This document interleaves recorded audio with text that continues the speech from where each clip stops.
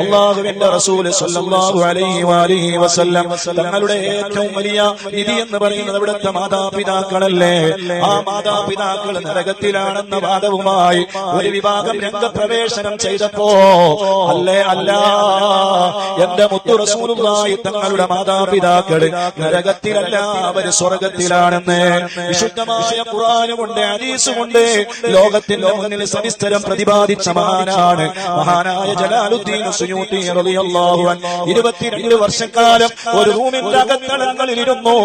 ആരോടും സംസാരിച്ചില്ല, ആരോടും മിണ്ടിയില്ല. ഹബീബായ മുത്തു നബി സ്വല്ലല്ലാഹു അലൈഹി വസല്ലമ തങ്ങളുടെ മാതാപിതാക്കളെ നരകത്തിലാക്കാൻ വേണ്ടി ഇവിടെ ബിദ്അത്തിന്റെ കക്ഷികൾ ശ്രമിച്ചപ്പോ അല്ല മുത്തു റസൂലുള്ളാഹി തങ്ങളുടെ മാതാപിതാക്കൾ നരകത്തിലല്ല, അവർ സ്വർഗത്തിലാണെന്ന് പ്രതിപാദിച്ചുകൊണ്ട് ഗ്രന്ഥം എഴുതിയ മഹാനാണ് മഹാനായ ജലാലുദ്ദീൻ സുയൂത്തി റളിയല്ലാഹു അൻഹു. ഇങ്ങനെയാണ് മനസ്സ് വരുന്നത്, എങ്ങനെയാണ് നാവ് പൊന്തുന്നത്? മുത്തു റസൂലുള്ളാഹി തങ്ങളുടെ മാതാപിതാക്കളെ നരകത്തിൽ കടത്തിയിട്ട് എന്ത് കിട്ടാനാ? എത്ര വലിയ താടി വെച്ചിട്ട് എന്താ, എത്ര വലിയ നെരിയാണിക്ക് മുകളിൽ ഫാന്റ് ധരിച്ചിട്ട് എന്താ?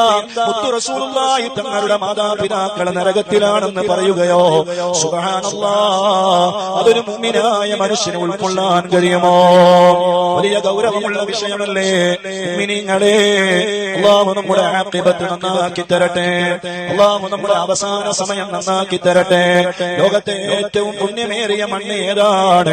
ലോകത്ത് ഒരാൾക്കും തർക്കമില്ല, അത് മഹാനായ ഹബീബായ മുഹമ്മദുർ റസൂലുള്ളാഹി സ്വല്ലല്ലാഹു അലൈഹി വസല്ലമ തങ്ങളുടെ ശരീരം തട്ടിയ മദീനയിലെ മണ്ണാണ്. ആ മണ്ണിനെക്കാളും പുണ്യമേറിയ മണ്ണ് വേറെയില്ല. തുർബത്തുൽ മദീന ശിഫാഉൽ ജുസാ.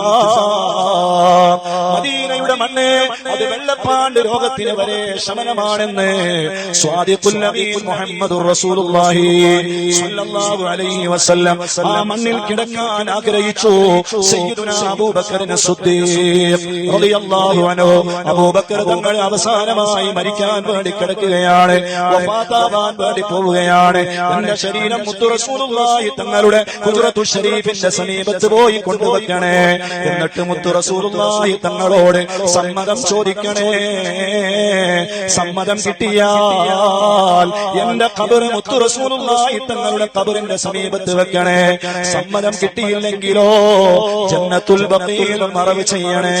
സുബ്ഹാനല്ലാഹ്, ജീവിതകാലത്ത് അവിടുത്തെ കൂട്ടുകാരനായിരുന്നു, മരണത്തിന്റെ ശേഷവും അത് ആഗ്രഹിക്കുകയാണ്.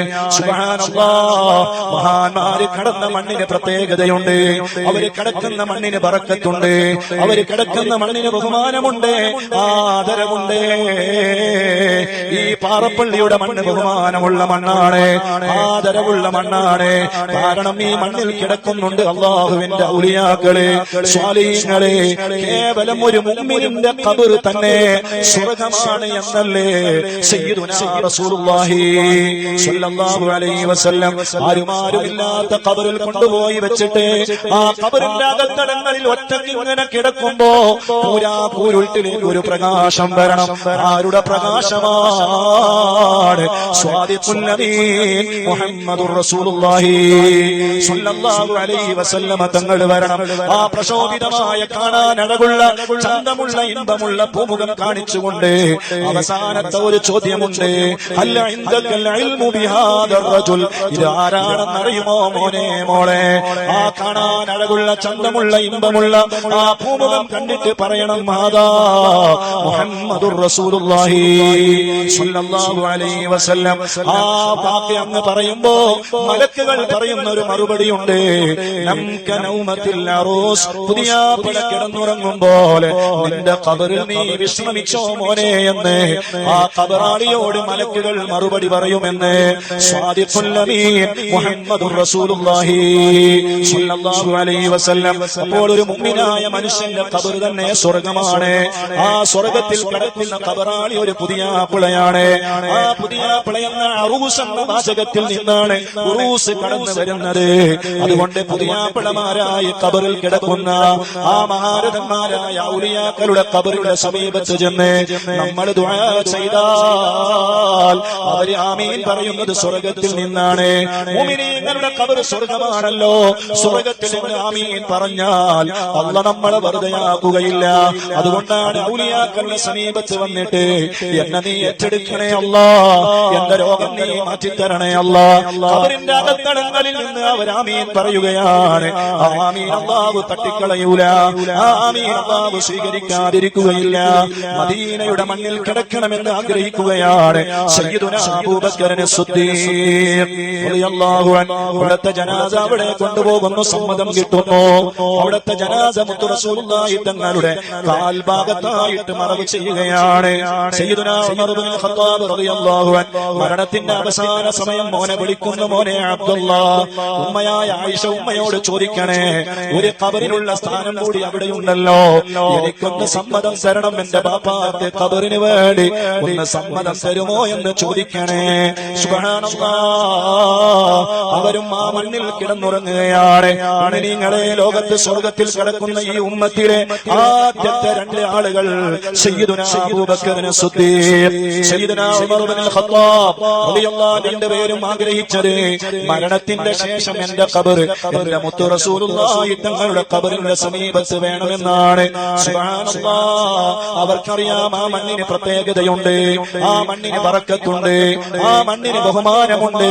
അങ്ങനെ ലോകത്തെ ഏറ്റവും പുണ്യമേറിയ മണ്ണ് മുത്തു റസൂലുള്ളാഹി തങ്ങളുടെ ശരീരം ചുമക്കുന്ന ആ ശരീരം അതേ മറവ് ചെയ്യപ്പെട്ട മദീനയുടെ മണ്ണാണെങ്കിൽ ലോകത്തെ ഏറ്റവും നല്ല ഏറ്റവും ബഹുമാനമുള്ള ഗർഭധാരണം ആരുടേതാണ്?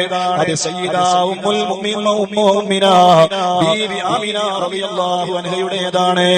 ആമിന ബീവി റളിയല്ലാഹു അൻഹ സ്വർഗ്ഗത്തിലാണ് എന്ന് ലോകത്തിന്റെ മുന്നിൽ പ്രഖ്യാപിച്ച് കിതാബ് എഴുതിയ ജലാലുദ്ദീൻ സുയൂത്തി തങ്ങൾ പറയുകയാണ്.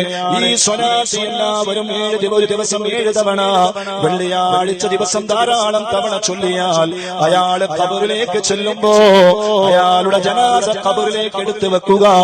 സ്വാദിഖുൽ അമീൻ മുഹമ്മദുർ റസൂലുള്ളാഹി സ്വല്ലല്ലാഹു അലൈഹി വസല്ലം തങ്ങളാണ്.